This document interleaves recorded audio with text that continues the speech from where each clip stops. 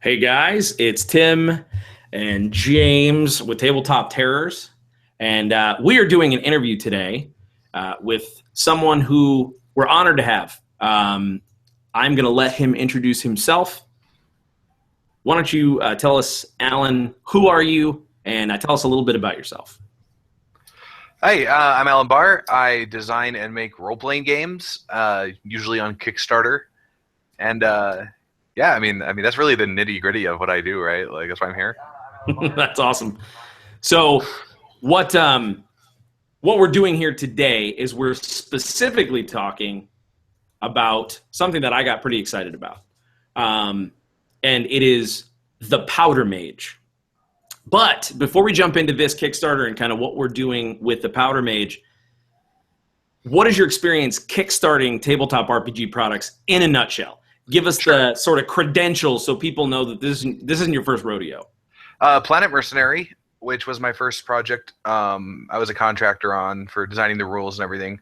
Raised $350,000 based on the Schlock Mercenary universe, science fiction role playing. It's wild, wacky. People die horribly all the time. It's sort of paranoia meets Traveler. And then we did Tiny Frontiers, which is minimalist science fiction role-playing. We delivered that one 3 months early in physical form, 5 months early in PDF form. We recently just kickstarted our Pacific Rim knockoff expansion called Mechas and Monsters. It's about giant robots and giant monsters punching each other. And that one is coming out soon. The Kickstarter wrapped up in the end of September, and we will most likely, I'm not going to commit firmly to anything because, you know, the world will always come back and bite me. We will most likely make all our deadlines with some room to spare. Awesome. So, but this is, I just want to jump on something immediately and say. I think I was going to jump on the same thing. Go ahead. I have never heard of a Kickstarter being finished early.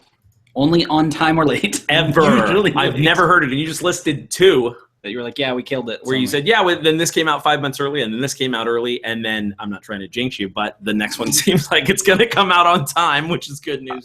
Yeah, it's a fact I'm very, very proud of. Yeah. Part of it was we did as much as we could in advance, about as much art as we everything that we did, and we gave ourselves what we felt was the appropriate time, and it didn't take as long as we had planned. So we were early. That's awesome. It's huge. That's a big one. I am always seeing projects that are late, or if they're not late, they're like, oh, we're skating in and it's mostly done, but you're going to get your extra stuff in a month and we'll keep you posted. Yeah, and it's the nature of Kickstarter, but it is very cool, based on that track record. I'm happy basically to say and ask you about the fact that you have something else coming out on Kickstarter currently. Can you tell us a little bit about that? Yeah. So right now on Kickstarter, we have the Powder Mage role-playing game, which is based on the wildly successful fantasy novels written by McClellan. Brian's actually the final owner, producer of this game. I'm serving as the consultant and the rules designer and sort of a project manager because he's never run a Kickstarter, so he brought me on to lend some ill-advised expertise, or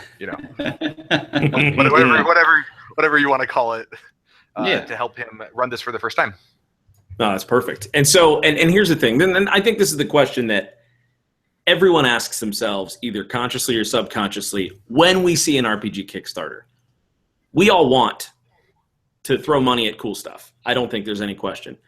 But in a world where there are literally hundreds, maybe even thousands of campaign settings and rule sets, all looking for a spot on my physical or my virtual shelf, right? What sets the Powder Mage apart? What makes this worth my dollars and my time? Sure. So, well, it's based on the novels, right? And if you just sell a knockoff of Lord of the Rings, nobody buys that. Or sometimes maybe they do, right? Who knows? Right. But Brian's created a very unique, interesting fantasy world. I read the books before I ever met Brian, actually. And we had a mutual friend who was in Brian's writing group for a long time. And at Gen Con that year, the friend introduced me to Brian, and I was like, hey, dude, I love your books, and I want to make a game where people can play your books.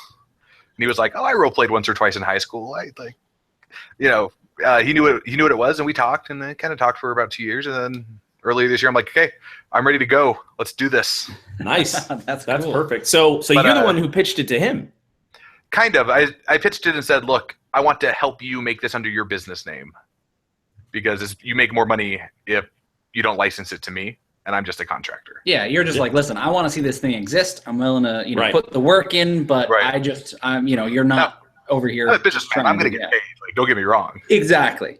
Right. But that's a stand-up move to do it that way and go the angle of, hey, own your IP, and I want to help you make your IP exist. And like you said, get paid for what you're worth, but not try to kind of grab it and take it, which I love. Right. Well, and the books are fantastic. The setting's unique. The magic systems they're fun. They're just really fun. When your titular powder mages eat gunpowder to fuel their magic and like burn it inside their body, like that's just cool, right? Like it does have a cool factor. It does have a cool factor. Kind of grabs you, yeah. So it's clear based on the fact that you're working with the author that this is officially licensed, or like you said, not even technically licensed because their company's making it. So how involved is Brian in the process? You mentioned you were working on some of the mechanics. How does that work? Mechanically and for the rules parts, he's pretty handoff. He's never played Savage Worlds. We had the conversation where I said, this is what I want to do. I explained why. He said, that sounds great. Let's just do that. Oh, okay. Right. Awesome. Yeah. Gotcha. So, yeah. But as for the rest of the book, I mean, he's in charge of all the final art. He's in charge of, I've recommended artists and layout people I know who I've used in the past to him, obviously, right? Yeah. Sure. But he's got final approval on everything. And he's writing most of the world stuff in there. I mean, I don't think I'll be contributing much to the world I didn't create. Right. So. Yeah. No. And that's a great way to do it. So he's basically making sure that it stays with the brand and in his imagination, right. But you're building the engine, right? Like you're making sure this thing purrs. Yeah. So what's your experience with Savage Worlds? I've played it for decade. A lot of, this is the first published product I've designed from the ground up for Savage Worlds in a large sense. I've done freelance work for like Battlefield Press. I helped revise their second edition of the Sherwood Savage World setting, which isn't out yet, but it is coming out soon, they've told me. I've done some other freelance work for companies on Savage Worlds, and then just hours playing it. Yeah. Right, exactly. And so, because we don't have a ton of experience with it, I just started getting into it. In fact, someone suggested it because they said it's simple to learn and ridiculously flexible. And so that is entirely true. For the uninitiated, could you give us like a boilerplate version with a reference point of, we are D&D kids. We're not opposed to other systems, but what we typically tell people is we just spent a bunch of money on books for a lot of years, and it was hard to take the time to learn a new rule set. But what's the kind of Cliff's Notes of, hey, this is the gist of Savage Worlds? Yeah, so Savage Worlds is fast resolution. It's intense. Things happen at a quick pace, and it's just fun. It's a very satisfying play style. Okay, cool. Yeah, I would definitely put it. If you made me pick a generic kind of flexible system, right? Savage Worlds would be the one I'd pick. I would say this is the best generic system on the market that I've played personally, and it fits me and my group really well. That's perfect. Awesome, so, would you say it's pretty narrative heavy? No, it's definitely a little more crunch like D&D. Okay, cool. But it's there's just cool narrative elements in the game, certainly, obviously. Yeah. So basically, all right. So I love Savage Worlds. Yeah. Really cool. I have it. I see your Kickstarter. Sort of for anybody watching, what do I get when I back the Powder Mage Kickstarter right now?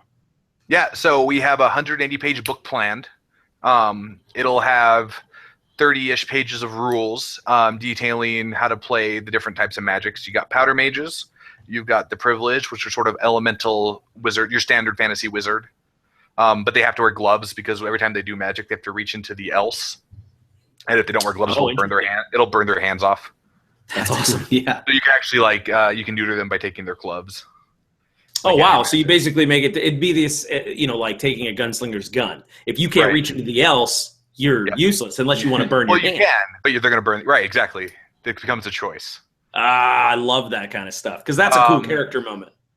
Yeah. There's Nact, Nact are people with one special thing about them, but it's like a magical thing, right? So like you might have a guy who never needs to sleep or a guy who always knows when somebody is lying. It's just like, this is your one special magic ability, and it never does anything else. You never get better, you never get more, but this thing is always there. That's their mutant power in X-Men. Right. Basically, yeah. A little less shooting fireballs or so many lightning storms. It's always a little more subtle or personal, right? But like Exactly. Yeah, that makes sense. yeah. Well, And then cool. there's So just it's- those 3 types of magic. Mundanes. You've got mage breakers, people who give up their magic in order to have something done to them that allows them to stop others from using magic. Oh, like sort of magic sinks. Kind of, yeah. They're like little anti-magic fields. Oh, cool. And, Interesting. At the start, they can have to touch you because they're weak, but as they get stronger, like it's like a little bubble of Like air. Essentially, as their power. That's pretty baller.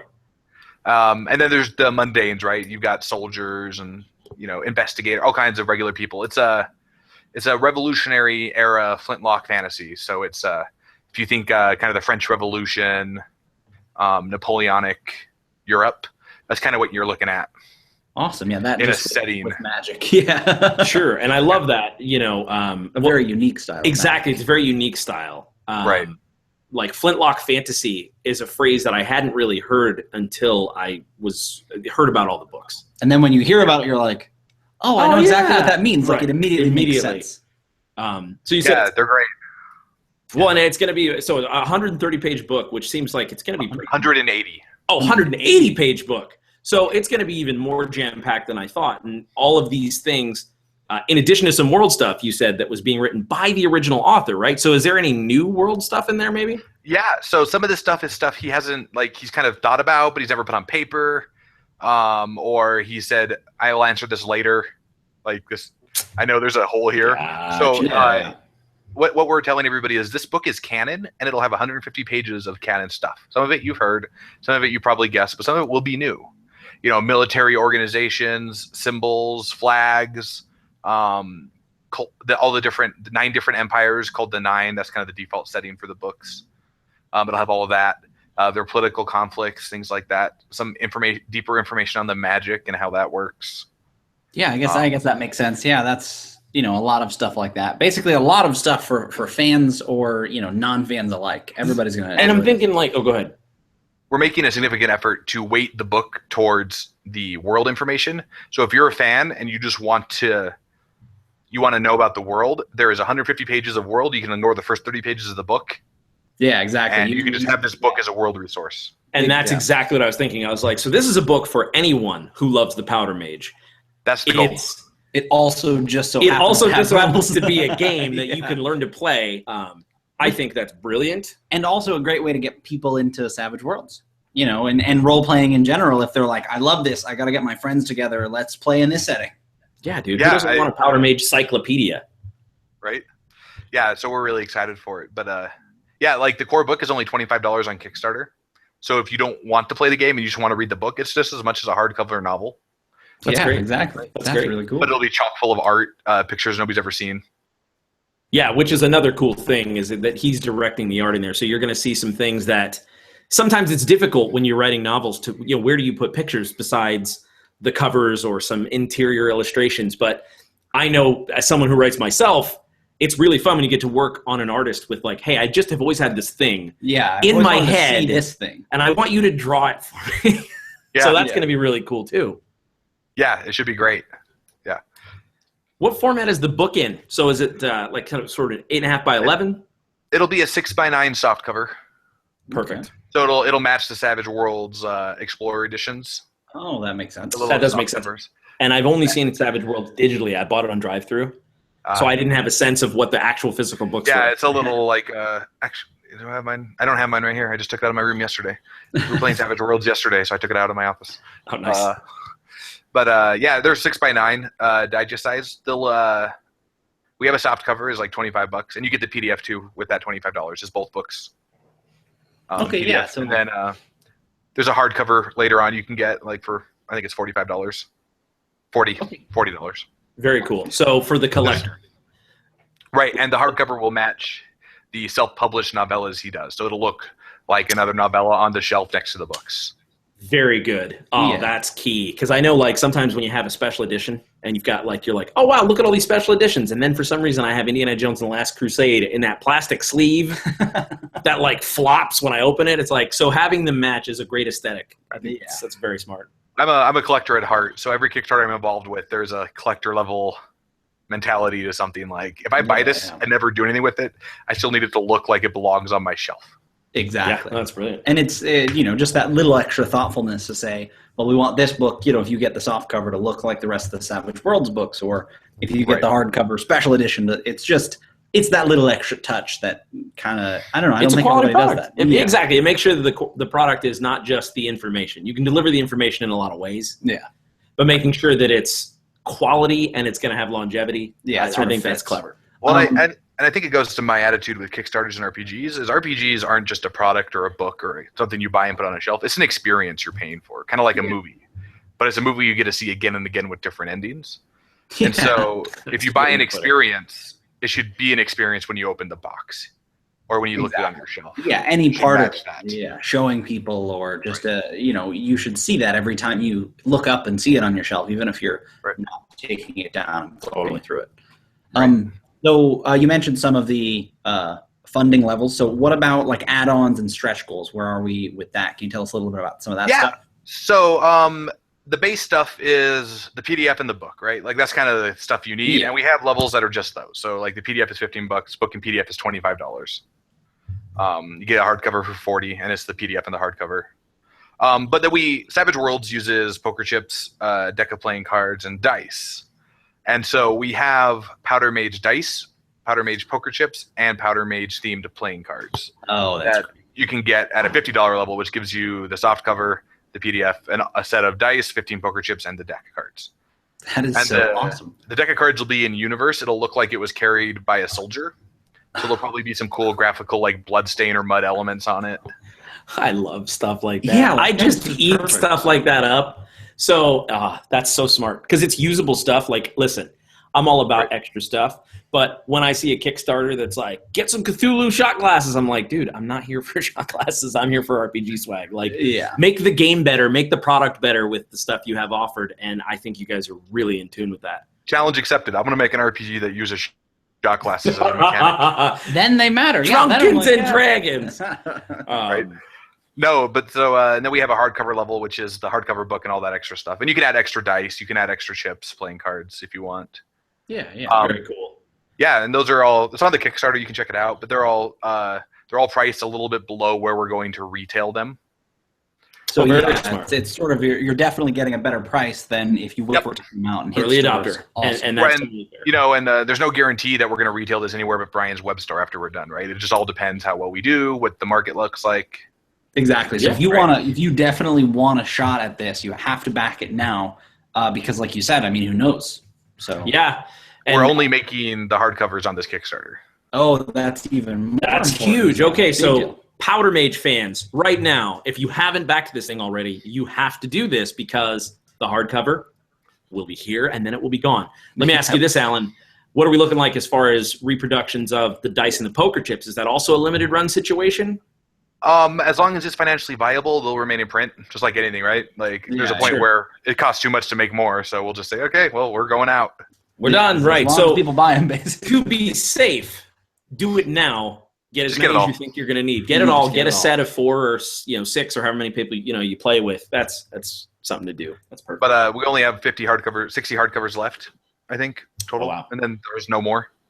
Awesome. Okay, so and in fact, right now in the comments, in the link, you can check it. The first link in the comments is the Kickstarter. You can go there now and check out your hardcover package with all those other things. Heck yeah, that'll be great. That'll be rock and roll, man. But then we have the whole Powder Barrel pledge level, which is you get all the books Brian's ever made signed by him, plus everything for the Kickstarter. 2 copies of the book. You get a hardcover and a softcover RPG, so you can keep your nice one on your shelf. Every book Brian's written signed, those RPGs signed. Wow. And dice, poker chip, and that's like $150, but you get everything. That's not bad. That's reasonable. That's super reasonable. I thought for sure we were reaching $300-$400. I was like, yeah, $299. $299. Say it, Alan. Say $299 to me. I mean, if you want to pledge $299 for it because you feel that's what it's worth, we definitely won't stop you. Yeah, sure. That's a good point. But either way, very reasonable. And so that kind of brings me to the next thing, which is, what pledge level do you suggest for those who might be interested, but perhaps are being a little budget conscious going into the holidays? What's kind of that sweet spot? To me, so it depends really what you want, right? Like, if you're an experienced Savage Worlds player and you just want the setting, $25 for the book, you're in, right? Yeah. And then I think that's the best level for that. But if you love Brian's stuff, or you want to read Brian's stuff and you've never had a chance to get at it, I think that $150 pledge level, it's awesome. It's everything. Yeah, it is still very reasonable. I think that makes sense. No, and it's a collector's package. Dream.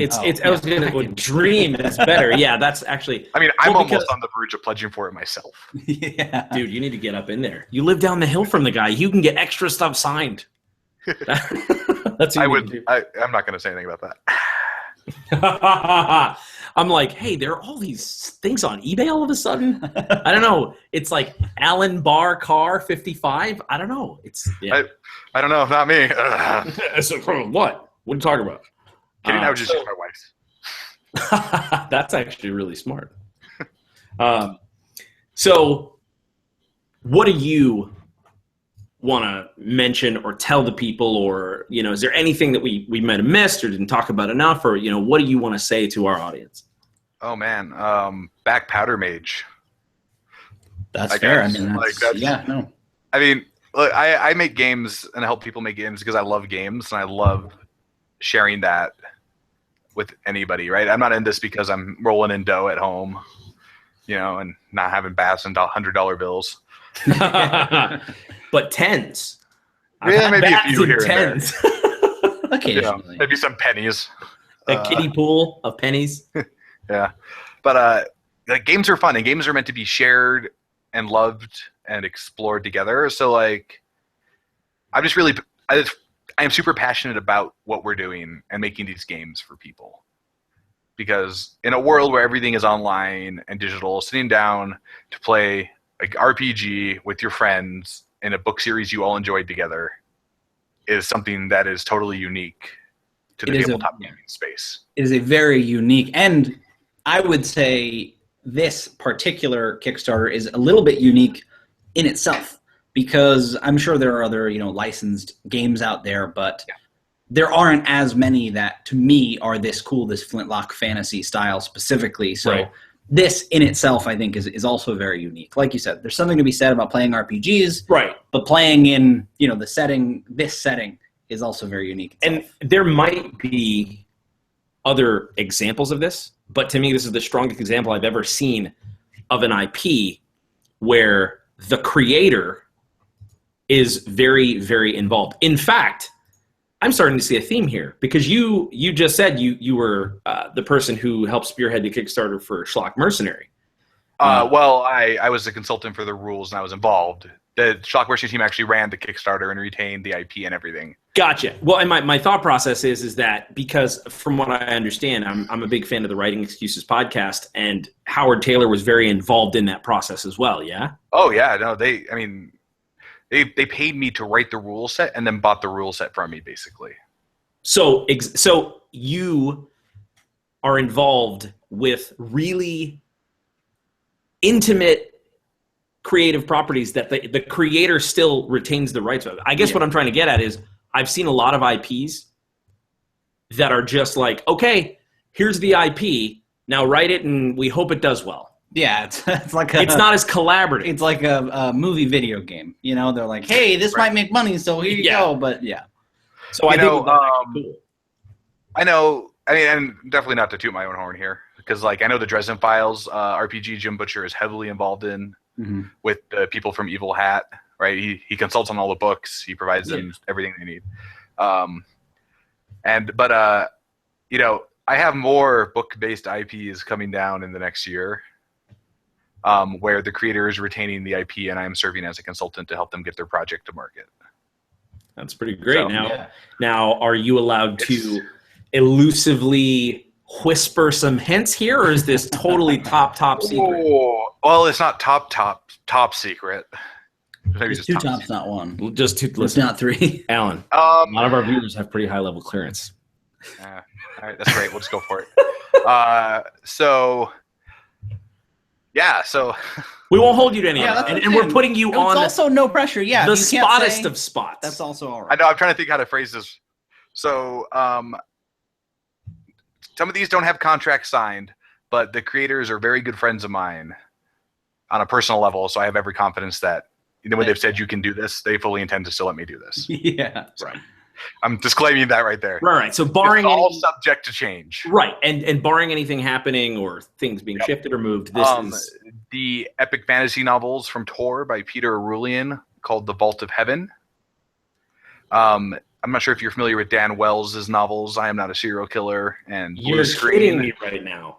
Yes. Specifically Blue Screen. Dude, listen, nobody's going to be mad, too, if you guys make a Partials RPG. Nobody's going to be mad. My wife would love that, actually. Really good books. Yes, they're fantastic. Larry Correa's Monster Hunter International B-movie monster hunting action novels might be coming to Savage Worlds in the near future. Very cool, yeah. These are some pretty big sci-fi fantasy properties here that I love. Like I said, I'm a huge fan of the Writing Excuses podcast, so I know all this stuff in the periphery. I am very excited about this. Yeah, it should be fun. Awesome. So you didn't hear it here first. I don't know. What? Obligatory winks. And then my own projects obviously are coming, but yeah. Yeah. Well, what do you got cooking? Come on. So the third Tiny Frontiers books, all good sci-fi trilogies are in trilogy form, obviously. Yeah. So I'm going to do a third Tiny Frontiers book. It's going to be a time travel Western source book. Oh, nice. Science fiction time travel Western. Yeah, very cool. I like my name. I'm not very good at naming RPGs. That's like my one really big weak blind spot. Like the initial name for the Mechas and Monsters book was Tiny Giant Robots. I'm like, that's clever. It took like a concerted effort of everybody in the group to talk me out of that. and like, listen. And where we landed was much better. Yeah. Oh, totally. Yeah. But right now I'm looking at calling it a Timetanium Star. But okay. Yeah. The group is pushing back on the title naming convention. They're like, hey, do you remember the last one we convinced you not to do? So this isn't like that one. They have video footage of them like breaking you in an interrogation. The intervention. Right. They just like put the DVD and say, just watch this again. We don't want to go through this. We're going to go get pizza. We'll be back in an hour. Just sit here. Yeah. It's like your Winter Soldier deprogramming. Right. And then actually speaking of spies, the next game I'll have on Kickstarter is a spy RPG. Oh, that's very cool. Very Super cool. Cold War era, heavily narrative, player-driven spy RPG about betrayal and trust. Okay. Nice. Well, we'll definitely have you on about that. I was going to say, I'm like, listen, a lot of those are very exciting, but that one to me, first of all, is very unique sounding, as well as very exciting. So yeah, I'd love to. I can't wait for that one. For sure. I'll be happy to come back. There's no problem. Yeah, that'd be great. That'd be awesome. So, sort of to wrap up, specifically with the Powder Mage Kickstarter, what would you say is probably the most, the thing that has excited you the most to work on this particular project? I know that's a hard question. There is not enough Napoleonic role-playing stuff. I love things like Master and Commander, Sharp's Rifles, the Powder Mage series. Right? you give me a Flintlock. Like, I love Flintlock guns. I love the idea of Revolutionary era stuff. Yeah. And there's not enough of that. And this is a chance for me to help bring something that is underserved in the RPG market to the RPG market with the original creative voice driving the whole conversation. And that's very cool to me. And that's a very good way to put it, because I have to wholeheartedly agree that there's not nearly enough of that at all. And and that makes perfect sense. That sums up what I was trying to say in the most roundabout, pontificating way. The creative voice that's driving it is the one that invented it. Exactly. And so that's very cool. Yeah. Yeah, man, that's incredible. Well, thank you for taking the time. I know you're very busy, and we are definitely. I was taking a nap before this. My beauty sleep. It's hard to look this good. This is it is, man. So this, and am I saying your last name right? Is it Bahr? It is Bahr. The H is basically silent. Perfect. So this is Alan Bahr. Go back the Powder Mage Kickstarter. The link is down here in the comments. Yeah, I really appreciate you taking the time, like I said, from your nap, and we will have you back. And thank you, everyone, for tuning in. And this has been great. So until next time, may your dice roll high.